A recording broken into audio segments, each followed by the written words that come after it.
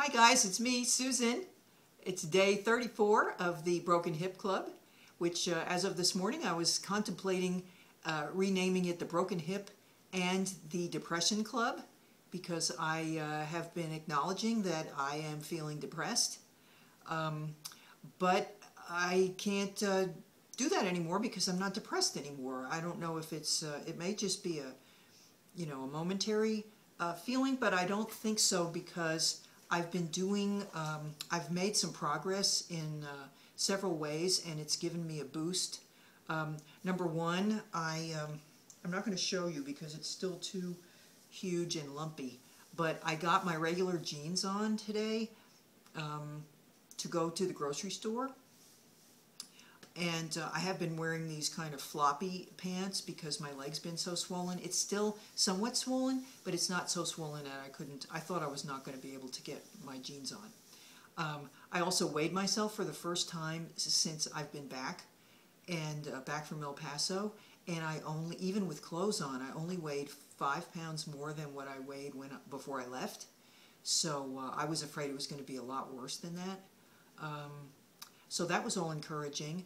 I have graduated to using just one crutch, and in the land of crutches, in crutch world, that's a big deal.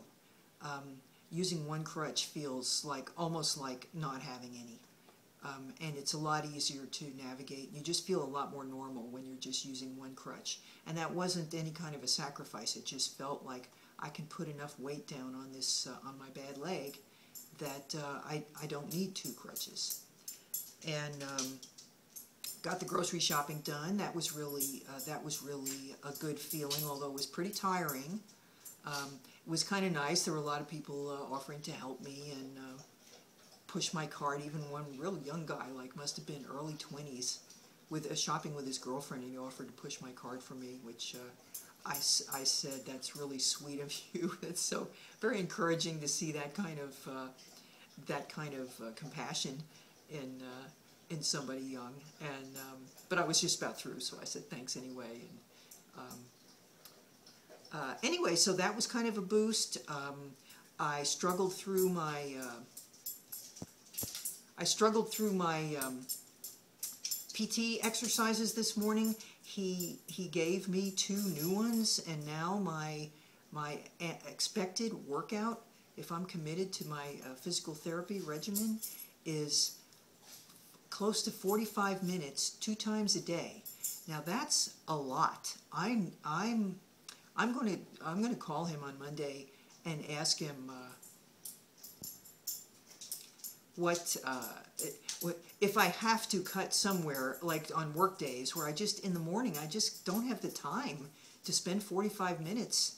I mean, when it was only half an hour, when I just had 5 exercises, I thought, okay, well, I used to walk Jolie for 30 minutes and I'm not doing that, so I can do 30 minutes of this stuff. But now that it's 45 minutes, it's starting to feel like a real burden.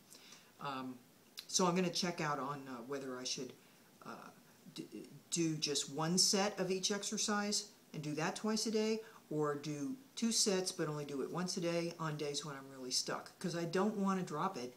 I don't want to lose my motivation, but I also have to be realistic. It doesn't leave enough time to do anything else, and I'm really, my routine is so disrupted.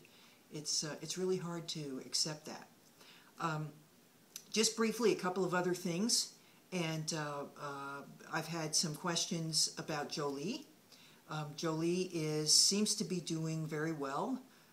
I can hardly notice any problems in her left side in the gait. Sometimes she drags a little bit, but not very much at all. So I think the steroids are helping her quite a bit, and we will see how that goes over the next couple of weeks. I've also been asked about my final exam, which had been scheduled for St. Patrick's Day, if you all remember, but I was in El Paso in rehab at that time. And Monday, I've been holding off because I have felt so poorly. I just wasn't sure I was up to it. But now I feel so much better that I'm going to call on Monday and schedule that. Hopefully that can be done within a week or 2. and then we'll have the results that we've all been waiting for. And I thank you all very much for asking about that, and for asking about Jolie, and for asking about me. And it's just I'm kind of happy to have some good news, although I still love my new hobby of napping till bedtime. But I do think that part of that was fatigue, maybe cutting back too much on the pain meds. I really only had been taking them once every 12 hours, and I think that it was getting to me, even though I wasn't in a lot of pain, but I think it was just kind of dragging me down, because today I took an extra one to go to a funeral, and I felt a lot better. That's when I got back and was able, I felt like I'm well enough to do my grocery shopping, which was almost more of an attitude problem than anything else. But so I'm thinking about maybe dropping another pain med in here and there, just to help with my overall recovery. I think if it makes me feel better, and then I become more active, and then that it's like a not a vicious circle. It snowballs, or whatever you want to call it. It helps to be more active, but if I'm not feeling well, then I won't be active. So if the pain medicine makes me feel better, then I'll be more active and I will get better. So I'm feeling a lot more hopeful and optimistic about my recovery. It was feeling, up until today, it was feeling like this is going to take me forever. I'm going to go broke because I can't get back in the office full time. I think that's going to pick up. I expect to be back full time probably by week after next. It's still been an enormous impact, but oh well, I'm always saying, life throws curveballs, and you've got to be prepared to handle them. So so that's what I'm doing, and I'm speaking to you from my walker. Just give you a little view of it. Here, it's a very high class, high tech roll. It's called a rollator. These are little hand brakes here, and it's got a little seat. Used to have a cool little basket on it, but I don't know what happened to that. I've been looking all over for it, because sometimes when you want to move stuff back and forth, it helps to have a little basket.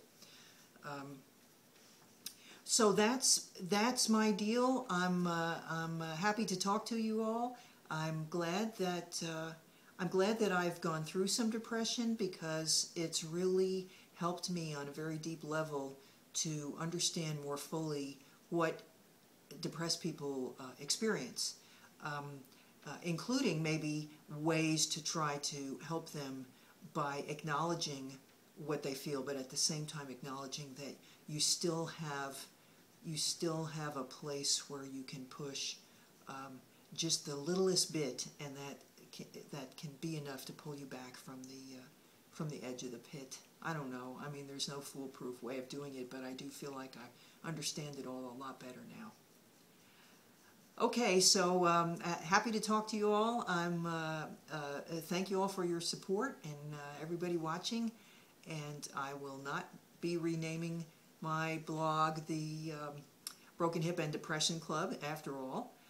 Still a Broken Hip Club, but I feel a lot better about how that's progressing, and I will continue to let you know how things go, especially the physical therapy part. That's really giving me a good insight into motivation, and how to struggle with motivation, maybe how to help people with motivation, because I don't think the physical therapist he's very competent and very good, but he just says, like, here's the exercises, now just do these, and then he sort of wonders why people don't do them.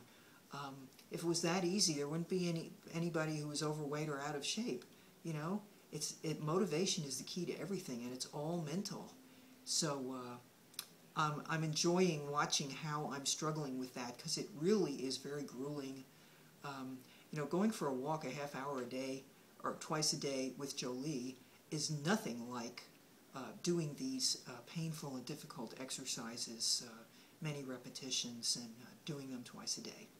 So that's been quite a learning experience for me. Okay, I'm going to go now. Take a pain pill and get ready to do my evening set of exercises. That's about all there is time to do, is the stupid exercises. and that and Words with Friends, which I'm still losing terribly, but you know, what the heck. I guess it's the depression making me lose, I don't know. So till I see you again, I hope you all will live well, laugh often, and love much, and I'll see you soon on the Broken Hip Club. Okay, bye now.